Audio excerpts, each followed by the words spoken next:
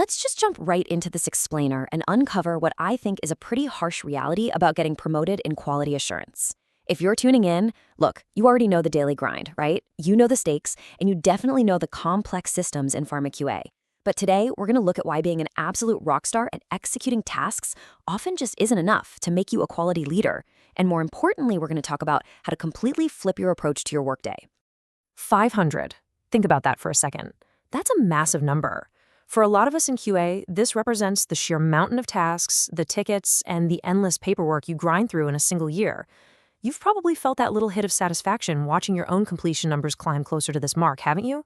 I mean, it totally feels like progress. It feels like you're being insanely productive. But here's the harsh reality. Nobody gets promoted because they closed 500 CAPAs. Just let that sink in for a second. The sheer volume of your output, it's not the golden ticket to your next promotion. Sounds completely counterintuitive, I know. We're practically hardwired to believe that if we just put our heads down, work harder, process more files, and just outclose everybody else on tickets, leadership is going to automatically reward us with a promotion. But the material we're unpacking today absolutely shatters that myth. Section 1. The metric trap, the illusion of output. It's so easy to get caught up in the fast-paced, high-stress reality of a typical workday. You know the feeling, you're basically just trying to keep your head above water. We look at these towering volumes of CAPAs, deviations, and SOPs, and we use them as our yardstick for success. We clock out thinking, wow, what a week, look at everything I cranked out. We end up treating our careers like a literal manufacturing line, where our personal value is tied directly to our output quantity. We totally obsess over these metrics. CAPAs closed, deviations completed, investigations approved, SOPs reviewed, training done, inspection observations closed. Now, let's be really clear on what the source material is saying here. These metrics absolutely do matter. You simply can't be a strong individual contributor in QA without mastering this stuff and driving these metrics to completion. It's the baseline of the job. But, and this is a huge but, metrics alone do not build a quality leader. Having a mountain of completed training proves you're a hard worker for sure, but it's just a fraction of the picture when it comes to true leadership capability. Section 2. When the questions change, the tipping point. Early on in your career, this is the rapid-fire question that drives literally every day. How much work can you complete? It's all about volume, speed, and execution. Your manager drops a stack of deviations on your desk, and your whole focus is purely on grinding through them accurately and as fast as humanly possible. You're being evaluated on your bandwidth. And honestly, this is a pretty comfortable phase for a lot of people because the expectations are super tangible and easily measured. But eventually, the pace slows down a bit, and this singular, heavy question becomes the only one that actually dictates your upward mobility. Can we trust your judgment? At some critical point in your professional journey, leadership honestly stops caring about how fast you can review an SOP. They stop asking about your raw output. Instead, they start asking if they can actually trust you. This right here, this is the moment the paradigm shifts. The true currency of career growth is no longer about execution, it's all about trusted judgment.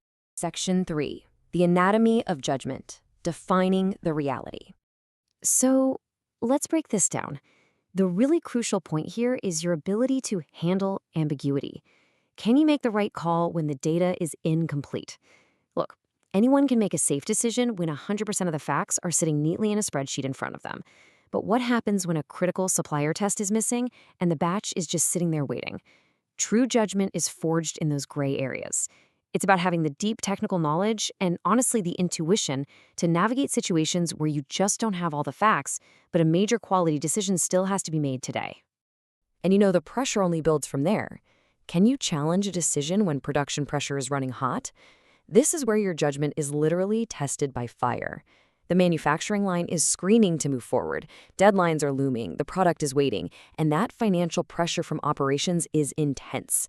The question is, do you have the fortitude to stand your ground for quality in that exact moment? Can you actually push back against this massive momentum of production when your scientific and quality assessment is telling you that something just isn't right? Another huge facet of trusted judgment is knowing the difference between a quick fix and a real systemic solution. It is so incredibly tempting to just slap a quick Band-Aid on a symptom, appease the immediate pressure, close the ticket, and boom, add to your output metrics. But a true quality leader digs deeper. They do the hard, messy, time-consuming work to identify and solve the actual root cause so the issue literally never happens again. They're willing to sacrifice that short-term metric boost for the long-term systemic health of the whole organization. Zooming out even further, true judgment demands the mastery of balancing four massive priorities every single day. We're talking compliance, science, risk, and patient impact. And this isn't just about quoting a rule book. Sometimes compliance and risk management actually seem to be pulling you in completely opposite directions. Sometimes the science dictates a path that needs a super nuanced risk assessment. A leader has to juggle all four of these massive elements, never losing sight of the ultimate goal, which is patient safety. And that level of complex balancing, it simply can't be measured by just tallying up tasks on a whiteboard.